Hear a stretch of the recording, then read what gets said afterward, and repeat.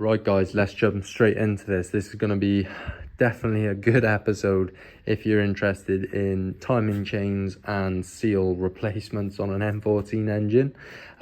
This is my first time actually attempting a timing chain replacement on any engine. So I hope you all enjoy this episode and let's get right into it. So first things first, I'm going to be taking off the air intake and the valve cover here. So we've got a couple of things to disconnect. So we've got the coil packs, we've got the PVC on the back there, the breather pipe, which can become quite brittle, so be careful when taking that off. Got a couple of sensors, we've got this to come out of the way. This is the vacuum line, and then I'm just going to strip this the air box off of this. So let's get those off. So this is off my old engine, and this one's in better nick. As you can see, it's more of the original color. It's still quite yellow, but this one is black, and you can tell it's definitely on its way out. We'll see as we dig deeper what may be causing the issue. I'll put this chain up against the new chain, and I'll put both guides in and see what we've got. Hopefully no plastic missing. So far so good with this top piece here. So what I've taken off so far, let me show you. So we've got the airbox here. So on the turbo there's a 7mm Jubilee, and then the airbox at the back just has this little T25 just hidden down there, and then the rest pops out. So I'll put that down there, and then this just breather pipe here comes just slides off the valve cover just by there, and then you've got 10 mils all around. This one has a ground on it, as you can see on this wiring loom, that just goes on there. Coil packs have come out, so these look pretty fresh, to be fair. They're Delphi. I'm not sure when these were replaced, but they definitely look in good condition, which is a good sign. Taking this bracket off, which sort of held the O2 sensor in, this little plastic cover here, and the 8mm holding that ground on that bolt there. So don't forget, you've got bolts in the middle there and then all around. Pretty simple stuff, so there's no real point showing all that. So I've got wires hanging from the O2 sensor, and I've got the sort of the coil packs and a few little plugs on the side there, and then you've got sort of the, I believe that's the cam sensor there, and little vacuum line, PVC, and then I just took this one off the MAF there. So I'm looking at this, and there's quite a lot of play in that, and some people would potentially just replace this top guide here, because there's two 8mm there, and you might just get rid of the rattle that way.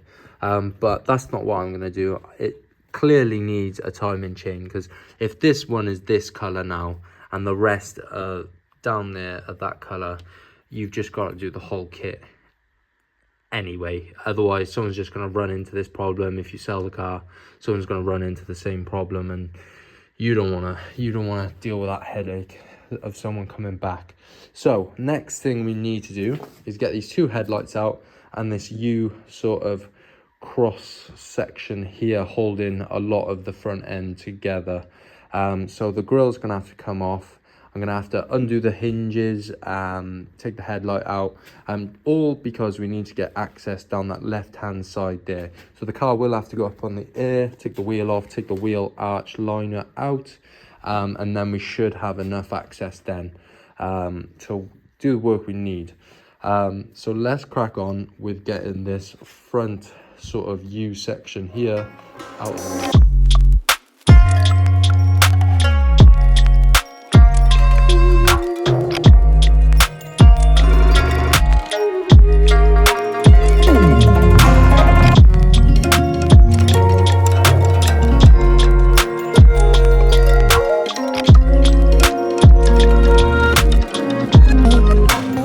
All those parts of the front there, I've just put them down there. Grill, the U sort of crossbar there holding the headlights and a few other things in place. I would recommend you putting the bolts back in the holes that you took them out of. That stops you sort of forgetting where the bolts go.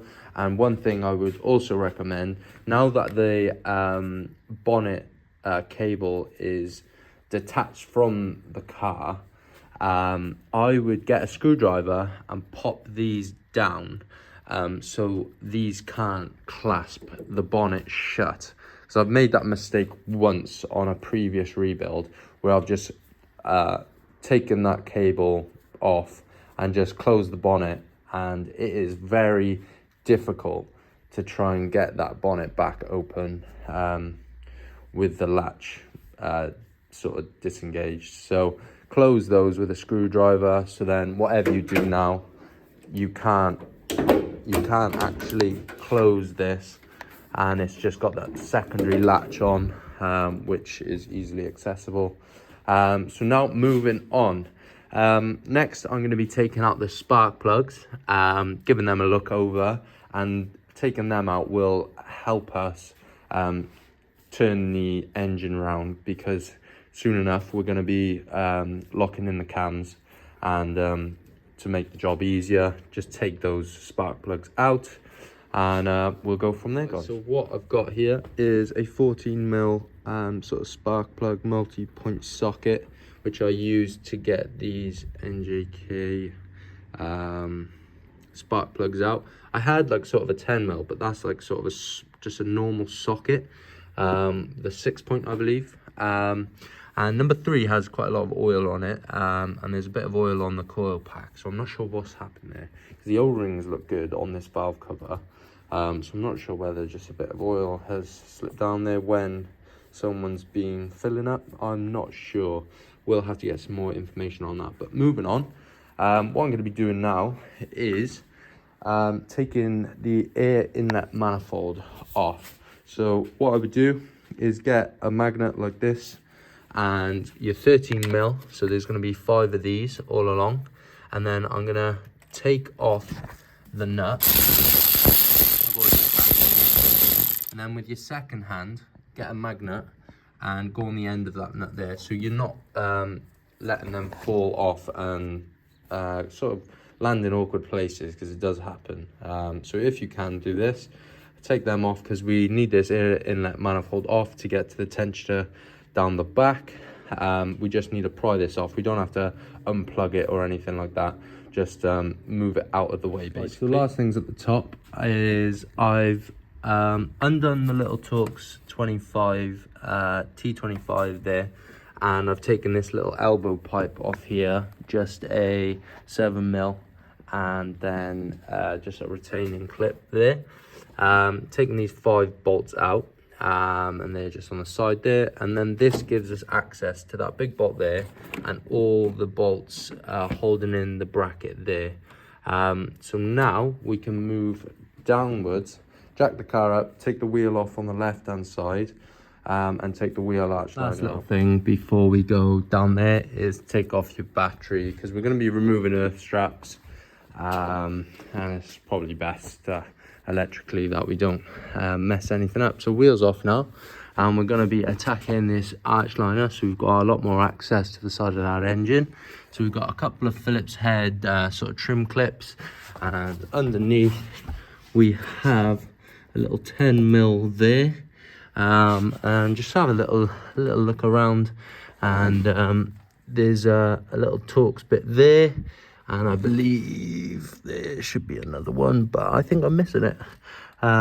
So yeah, take all those out, and we should have a little more luck getting to the side of that engine then. So with your arch wheel liner out, you've got access to the crank bolt there. It's an 18mm on the crank, and you've got these 2 little pieces of machined metal into the camshafts, and you've got little bits of text here, one saying EX for exhaust and one saying IN for inlet, so inlet exhaust. So the cams are on the right way, and what you're looking for, and I couldn't get the best videos or pictures online, and I'm going to try and show you now. This gear here is a square gear, The one on the back, you can use a spanner on, but these are the ones you're looking for to lock the cams in. So we've got our tools here, pretty cheap set on eBay, and it's a square just like that.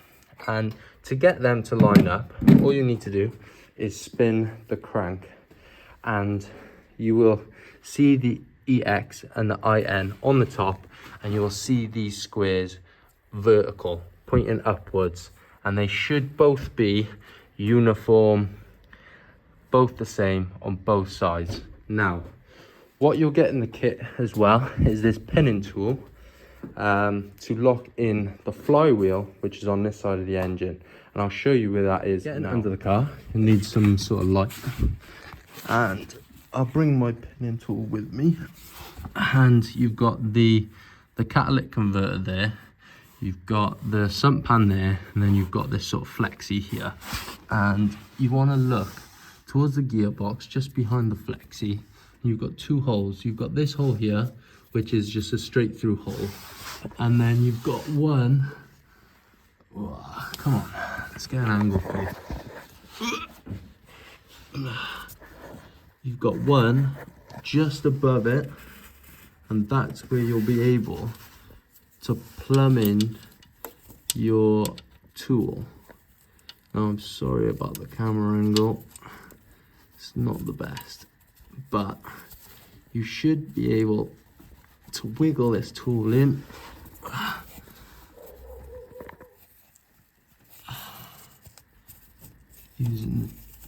Using, there we are, and that's in there like so. And now, how we're going to check that that is in there properly, the way I'm going to test whether my crank is locked in is by getting my ratchet on the crank bolt and trying to turn over the engine, and I cannot do so.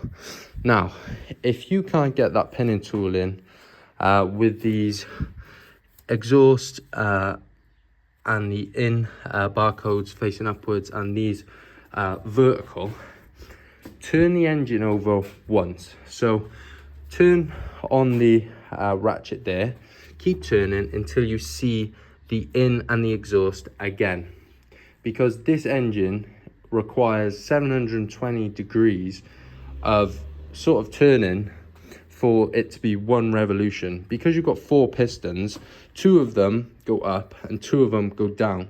And what I just sort of figured out, I'm not sure whether this is 100% correct, but I had these barcodes turned up and those facing vertically, and I couldn't get the pinning tool in. So I turned it 1 rotation to get these up exactly once again, and we're looking good. We got the pinning tool in. I can now get the tools on the top in. I hope this helps. I hope I'm explaining it as best I can. And on to the next step. So I've got 2 kits here, and I'll show you what I've done. So you've got 3 sort of pieces. You've got this sort of L shape, which I don't believe is for the N14 engine. You've got this little piece here, and you've got like sort of a straight piece there. And I'll show you on the old one, you've got this sort of piece here, which I believe goes there. So what I did on my second kit was actually cut off this little C looking bracket on the end there, and I just cut it off with a grinder, and I lined it up on my cams just like this, and 1 second, all the bolt holes line up just like so. So I can get the 3 bolts in there, a bit of fiddling, and we can lock in the cams. So if your kit comes like this and you don't want to take off your turbo, I would recommend just cutting off that section there, because I'm not sure what it's for. And then you can just leave this piece out if you're doing the N14 engine. So I'm going to get my 3 bolts in there now, lock these cams in, and then we can mess around with the timing. So with the sort of the trickiest part out of the way, getting this timing all in time locked in, we can confidently move forward and work on this chain. So I put the coil packs in just because I didn't want to drop these little 10 mils down there. And now we can take the two 8 mils out of this guide here. Straight away after taking these two 8 mils out, you can see what my issue is compared to a one that's fully intact. We've got plastic missing, and the only place that can really go is down into the sump. So we know we have to take the sump off in this sort of video to try and fish out that bit of plastic that has gone walkies. Next steps I'm going to do is take off my engine mounts, which are by here. I believe there's a couple of 13s, and I'll let you know as I go. Right, so part of the gearbox mount is off, and what it required was these 4 13 mils, and this top bolt there was an 18 mil, and there's also this 10 mil ground strap. Keep your finger on the back there because that bolt will fall through otherwise, and the ground strap is just looking like that. So next we need to get these E bolts off, as you can see by there. So that gives access to the timing chain guides, as in the bolts, as you can see just above my finger. Using a jack and a piece of wood, which I don't think I said before taking off that top engine bracket there. Do that, jack it up so you take the pressure off the engine mount, and then take off the bolts. And then you've got these E12 bolts here, which go into these holes here, sorry, these ones on the engine, and then you've got these two little 10 mils there and there holding the sort of wiring harness. On the side there, there's a bracket there that you need to scoot off before you take that last sort of mount out. So now we want to try and get to this AC belt. So to get this belt off here, we want to take the water pump tensioner sort of out of play. So you've got this sort of zipper here which retracts, and you pull it out and it hooks into a plastic sort of retainer that keeps it from putting the tension on. It's really difficult to do to one hand, but you pull it out all the way and it locks into place up there, as you can see by my finger. It locks in, so now there's no tension on the belt from there. Next step to getting the belt off if you have AC is to get yourself this special tool which costs about 20 quid, and crank this off. It's got like a multi-spline sort of socket on the end, and then you just push this pin in to keep the tension off. So I think this belt should slide off now, as you can see down there. Hopefully you'll be able to get the rest off now.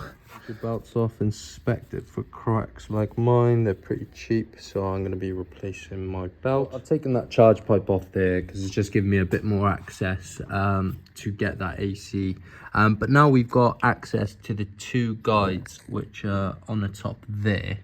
Now we have to concentrate on getting access to the bottom, which requires us taking off these bolts here for the sort of cam belt, and then we need to take off this water pump pulley. So E10 is the number you're looking for to get this crank pulley off, and I'm gonna chuck these to one side all together so we don't lose them.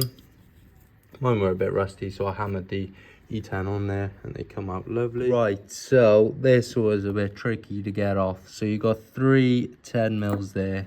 I had to do it the old-fashioned way, and the old-fashioned way meaning half a turn with a 10 mil spanner every time. I dropped the engine to the lowest point and got the 2 from the bottom, and then I managed to get the 1 from the top.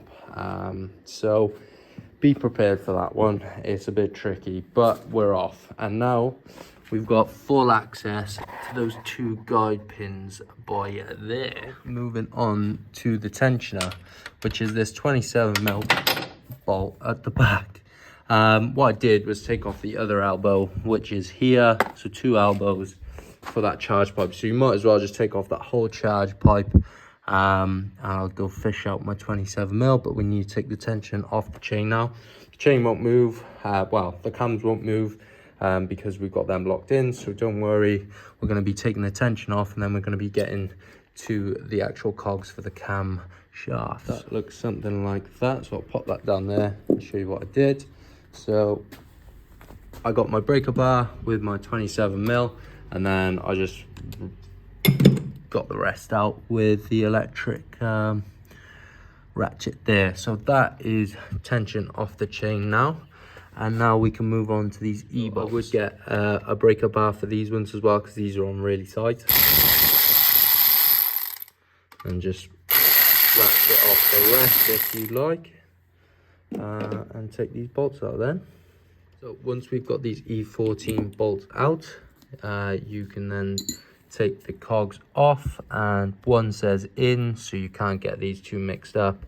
That's the inlet, which goes on the back side. And then I've got the chain just resting on this extension bar here, so it doesn't go flying down into the pan. You could also get sort of like a cord or zip ties, anything you like to keep this chain from falling down there. So I've just got locked in under there, not damaging the head. So now moving using a breaker bar, you've got a T50 there that you can reach through the headlight sort of gap there. Breaker bar, so I've got this smaller breaker bar here, and then we've got some T45s. Let me double check that for you. Yeah, T45s for the 2 guides at the bottom, and then you've got the crank bolt, which is a 18mm. And what I've used for this is a big daddy breaker bar with all the extensions I've got, and we cracked it loose. These are on very tight, so we can pull this out now. You can use a ratchet or use your hands, whatever you fancy. And then we've then got the crank bolt out. Once all 3 sort of guides, I want to call them guides, pins, whatever you want to call them, the bolts that hold the guides in, we can then look at the bottom here. So once you've got the crank bolt out, you've got this part here, this comes out, and then that should free up our chain, and you should be able to pull this out in one. And there we are. Let's put this down somewhere. It's very important to assess your guides, as mine are falling apart, and you can see what the chain on the plastic is just going to be rattling its nuts off. And if you've got your new kit already, you can compare the plastic compared to what it should be, and you can just see pieces cracked off and missing. So that sump is going to be good fun to fish for plastic out of. But yeah, as you can see, that is my issue. That is 100% the issue I've got with this car, among other issues. So one last thing I had to take out was this dipstick, and timing chain is off. Right, so before I install the new kit, I've installed a new cam seal, as my one was pretty knackered and needed replacing. I didn't show you because I didn't use a method I would advise any of you to do. It involved a hammer and an extension bar, and it's sitting pretty flush and pretty good, so it worked. But there are actual tools like that kit over there, but I didn't have a ring big enough, so that'll be going back. So next we're going to be installing the kit. This is how I've set up the new chain assembly. I gave a clean in the inside of that cog there, and I've snapped the 2 pieces together there so they fit inside each other, and you spin them round and they sit lovely together. So now we can drop this back in the car with the longer side facing the front. There we are. So now I need my extension bar again just to hold that drop up. The guides in, I'm going to get the 2 cogs for the cams put back on, and as you took off, inlet goes on the inlet side with the bolt. There's no specific way these go on. I'm going to need 2 hands, and I'll show you. Before you put the cogs in, get the chain around the cogs. And this back one here, if you've got the N14 engine, this is faces that way, so there's little grooves there for it to sit on the cams, so you can't put it in the wrong way. And then all you do is tighten them up with just a ratchet, and we'll be doing all the torquing specs once we've got the crank down there all sorted. Right, guys, so all 3 guide pins in now, and they go up to 30 Newton meters of torque on the top and the bottom. Crank bolt and the piece that goes around it, I've cleaned it up with a bit of light sandpaper just to get the crap off, and it's sitting in there now. I'm gonna gun it in. I've put a bit of grease on the piece of metal there and on the inside of the new crank seal, just to help that when cranking. You don't want a dry seal, because that'll just shorten the life of that seal. So now I'm going to get my 18mm on there and gun it down. So before putting this tensioner in, you want to make sure that the cogs are all lined up on the top here, because this is the final sort of assembly point now for this timing chain. So just check it's all in place basically, and then we can get our tensioner in the back here.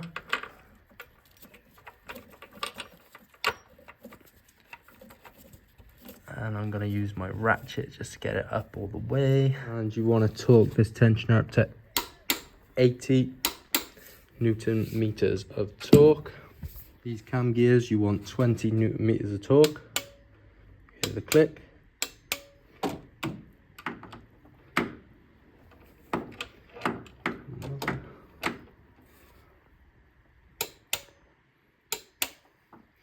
And then for the inlet, you want to turn an extra 180 degrees. Doing this with a breaker bar, and I'm starting just over center, and I'm going to bring it right down to just below 90 degrees. So I'm going to turn it over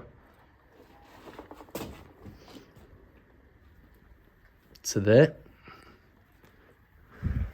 Now I'm going to do another 90 degrees and a pretty central spot there. So I'm going to bring it right round again. I'm just going to give it a little more because I wasn't spot on. For the exhaust cog, we want to just go 90 degrees. So just one turn.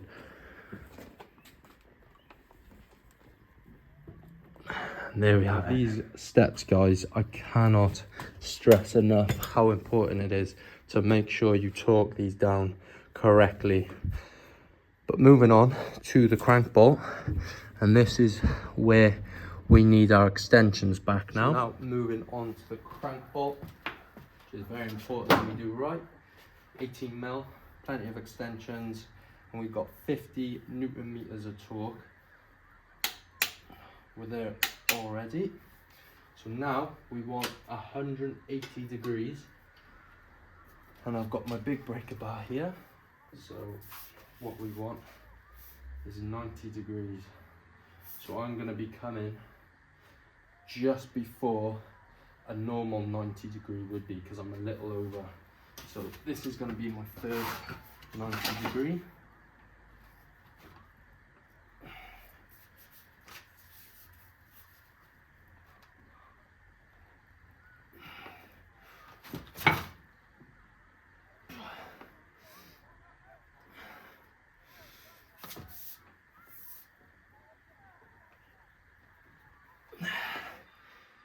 There's my first 90 and my second 90.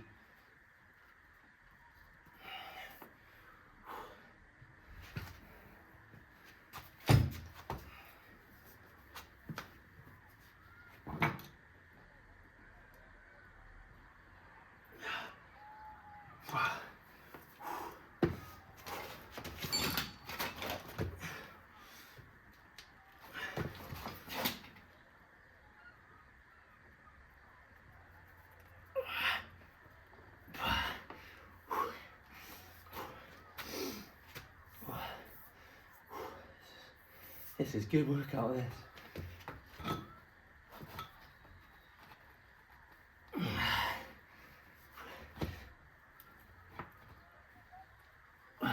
There we are. That is on there. Solid. Make sure you do that, guys. Now, once you've sorted all of the torquing for the crank bolt, the 2 bolts on the cam gears, we then put the 2 8mm in the new guide, and they get torqued up to 8 Newton meters of torque. And that is it for the timing chain. And then put your dipstick back in, and it's time for reassembly. So I'm gonna time lapse this reassembly, and I will meet you at the end, and we can talk through the last couple of points.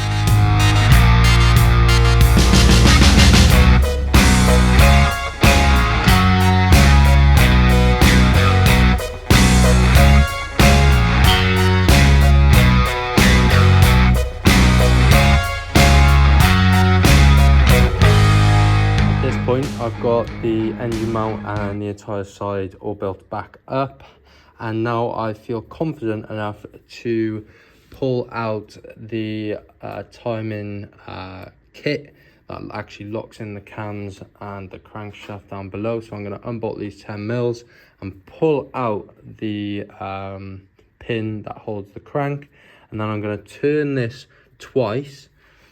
Make sure that these barcodes are up, facing upwards, and those squares are vertical. And I'm going to try and pin the crank back in, try and fit the tools again, and see if my timing has stayed the same, which it should have. And we'll go from there. It's the next day now, and I finished up. I turned over the engine 720 degrees, and it all lined up perfectly. So then I continued, it got dark, and I pulled off the sump, and I found this little bit of wire wool, I believe, and quite a lot of plastic in the sump and the oil pickup. Here's all the pieces of plastic in there, which I need to clean out now. Yeah. If you are doing your timing chain, I would highly recommend pulling the sump, because you don't want that going around your new sort of setup. So I'm going to crack on with cleaning that. I've got some new gasket for the sump, and then that'll be getting bolted back up. So this is my pan now, giving it a good clean outside, inside. I'm gonna put a new copper washer on that key, and then I'm gonna get my gasket going around the sump now.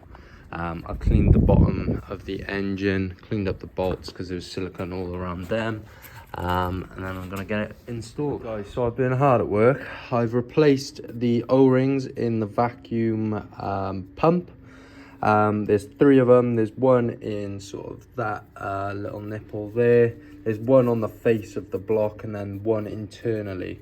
If you're going to replace those gaskets yourself, I would recommend taking this 10mm off here and the E10 just below this pipe here, and you'll have to take off this banjo bolt and the 10mm holding that in to get to that bolt, and then I would disassemble the actual unit itself. I did it backwards, and once I've done it now, I can give you the advice of just taking the whole pump off instead of these 425 T25 bits first. So take the whole unit off first. So now it's time to fit up all the rest of the parts. Basically, I'm gonna try and get this thing turned over in the next hour or two, guys. So I'm gonna stick you up on a time lapse. This is all boring stuff that you all have done, and there's no need to sort of instruct you on anything. I've just been cleaning as I go, because there's lots of oil just everywhere, just degreasing everything, and it's looking pretty good, guys. So I'm gonna crack on with this, and hopefully I can press the start button and we're all good, guys. So I think it's that time of day where I'm gonna be starting this thing with any luck. So far, just a little recap of what I've done. I've replaced the timing chain kit. I've replaced the auxiliary belt at the bottom. I've done a service on it, changed the air filter, oil filter, filled it up with oil. Now, changed the vacuum pump O-rings. I even changed the copper washers on the hose here. Cleaned up a lot. I've actually replaced the valve cover seal as well, fresh O-rings on that. Connected the battery up, and I think we're ready to go. As long as we got enough charge in that battery, we should be able to turn the key, and I'm hoping within the first couple of clicks we start up. So fingers crossed for me, guys. I'm going to stick you up on a tripod, and yeah, we're gonna go for it, guys.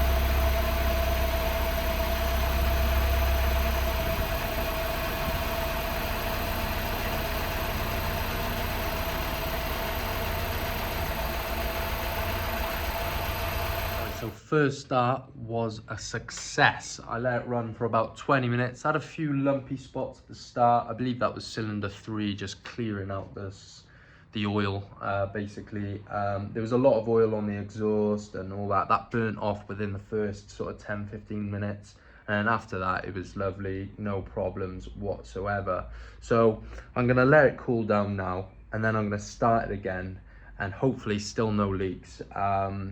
But I think I've done a good job. All I can say is watch Eric the Car Guy. I'll put a link in the description. I'll put a link to another video that I watched. He did the N12 engine, which is the 1.4 petrol, but it's very similar. There's a few different things because this is the turbocharged engine. But honestly, this is sort of an idiot's guide, because I sort of over-explain and sort of under-explain some things, but she's running right. So if I can do it, you can do it. It took me such a long time to sort of get the confidence to do something like this, but honestly, just do it and you'll be happy with yourself, and you'll thank yourself because you did it. So yeah, this is where I'm going to end up the video. Any questions, put them down below. Click the like button if you did enjoy the video or it did help you, and subscribe if you want to see more. So yeah, guys, I'm going to close it out here. Catch you all in the next one. Peace.